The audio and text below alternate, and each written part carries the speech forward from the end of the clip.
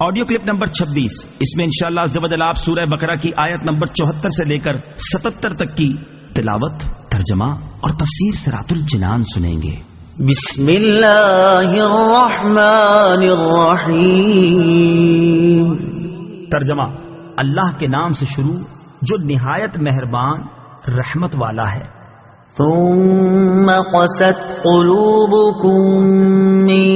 بعد ذلك فهي كالحجارة أو أشد قسوة وإن من الحجارة لما يتفجر منه الأنهار وإن منها لما يشقق فيخرج منه الماء وَإِنَّ مِنْهَا لَمَا يَهْبِطُ مِنْ خَشْيَةِ اللَّهِ وَمَا اللَّهُ بِغَافِلٍ عَمَّا تَعْمَلُونَ۔ ترجمہ: پھر اس کے بعد تمہارے دل سخت ہو گئے تو وہ پتھروں کی طرح ہیں، بلکہ ان سے بھی زیادہ سخت ہیں، اور پتھروں میں تو کچھ وہ ہیں جن سے ندیاں بہہ نکلتی ہیں، اور کچھ وہ ہیں کہ جب پھٹ جاتے ہیں تو ان سے پانی نکلتا ہے، اور کچھ وہ ہیں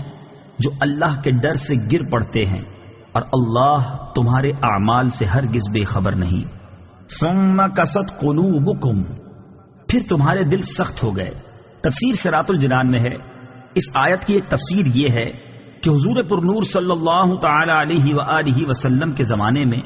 موجود یہودیوں کو مخاطب کر کے فرمایا گیا کہ اپنے آباء و اجداد کے عبرت انگیز واقعات سننے کے بعد تمہارے دل حق بات کو قبول کرنے کے معاملے میں سخت ہو گئے، اور وہ شدت و سختی میں پتھروں کی طرح ہیں، بلکہ ان سے بھی زیادہ سخت ہیں، کیونکہ پتھر بھی اثر قبول کرتے ہیں کہ کچھ پتھروں سے ندیاں بہ نکلتی ہیں، اور کچھ ایسے ہیں کہ جب پھٹ جاتے ہیں تو ان سے پانی نکلتا ہے، اور کچھ وہ ہیں جو اللہ تعالیٰ کے ڈر سے اوپر سے نیچے گر پڑتے ہیں، جبکہ تمہارے دل اطاعت کے لیے جھکتے ہیں، نہ نرم ہوتے ہیں، نہ اللہ تعالیٰ سے ڈرتے ہیں، اور نہ ہی وہ کام کرتے ہیں جس کا انہیں حکم دیا جاتا ہے۔ اور یاد رکھو کہ اللہ تعالیٰ تمہارے اعمال سے ہرگز بے خبر نہیں، بلکہ وہ تمہیں ایک خاص مدت تک کے لیے مہلت دے رہا ہے۔ أَفَتَطْمَعُونَ أَن يُؤْمِنُوا لَكُمْ وَقَدْ كَانَ فَرِيقٌ مِّنْهُمْ يَسْمَعُونَ كلام الله ثم يحرفونه من بعد ما عقلوه وهم يعلمون۔ ترجمہ: تو اے مسلمانوں، کیا تم یہ امید رکھتے ہو کہ یہ تمہاری وجہ سے ایمان لے آئیں گے، حالانکہ ان میں ایک گروہ وہ تھا کہ وہ اللہ کا کلام سنتے تھے اور پھر اسے سمجھ لینے کے بعد جان بوجھ کر بدل دیتے تھے۔ افتطمعون، کیا تمہیں یہ امید ہے؟ تفسیر صراط الجنان میں ہے، انصار صحابہ کرام رضی اللہ تعالی عنہم کو اس بات کی بہت حرص تھی کہ یہودی اسلام قبول کر لیں، کیونکہ وہ یہودیوں کے حلیف تھے اور ان کے پڑوسی بھی تھے۔ اس پر اللہ تعالیٰ نے ارشاد فرمایا کہ اے مسلمانوں، کیا تم یہ امید رکھتے ہو کہ یہ یہودی تمہارا یقین کریں گے یا تمہاری تبلیغ کی وجہ سے ایمان لے آئیں گے؟ حالانکہ ان میں ایک گروہ وہ تھا جو صرف علماء پر مشتمل تھا، وہ اللہ تعالیٰ کا کلام یعنی تورات سنتے تھے اور پھر اسے سمجھ لینے کے بعد جان بوجھ کر بدل دیتے تھے۔ اسی طرح ان یہودیوں نے بھی تورات میں تحریف کی اور رسول کریم صلی اللہ تعالی علیہ وآلہ وسلم کی نعت بدل ڈالی، تو ایسے لوگ کہاں ایمان لائیں گے؟ لہذا تم ان کے ایمان کی امید نہ رکھو۔ وَإِذَا لَقُوا الَّذِينَ آمَنُوا قَالُوا آمَنَّا وَإِذَا خَلَا بَعْضُهُمْ إِلَى بَعْضٍ قَالُوا أَتُحَدِّثُونَهُم بِمَا فَتَحَ اللَّهُ عَلَيْكُمْ لِيُحَاجُّوكُم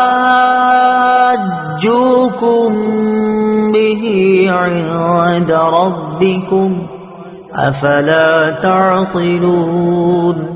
أَوَلَا يَعْلَمُونَ أَنَّ اللَّهَ يَعْلَمُ مَا يُسِرُّونَ وَمَا يُعْلِنُونَ۔ ترجمہ: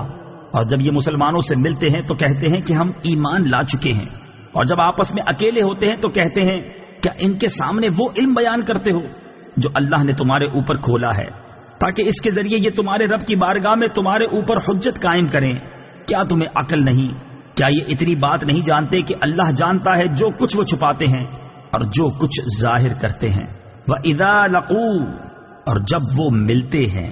تفسیر صراط الجنان میں ہے، حضرت عبداللہ ابن عباس رضی اللہ تعالی عنہما فرماتے ہیں، یہودی منافق جب صحابہ کرام علیہم رضوان سے ملتے تو ان سے کہتے کہ جس پر تم ایمان لائے اس پر ہم بھی ایمان لائے، تم حق پر ہو اور تمہارے آقا محمد مصطفیٰ صلی اللہ تعالی علیہ وسلم سچے ہیں، ان کا قول حق ہے، ہم ان کی نعت و صفت اپنی کتاب توریت میں پاتے ہیں۔ جب یہ اپنے سرداروں کے پاس جاتے تو وہ ان منافقوں کو ملامت کرتے ہوئے کہتے، کیا تم مسلمانوں کے سامنے ان کے آقا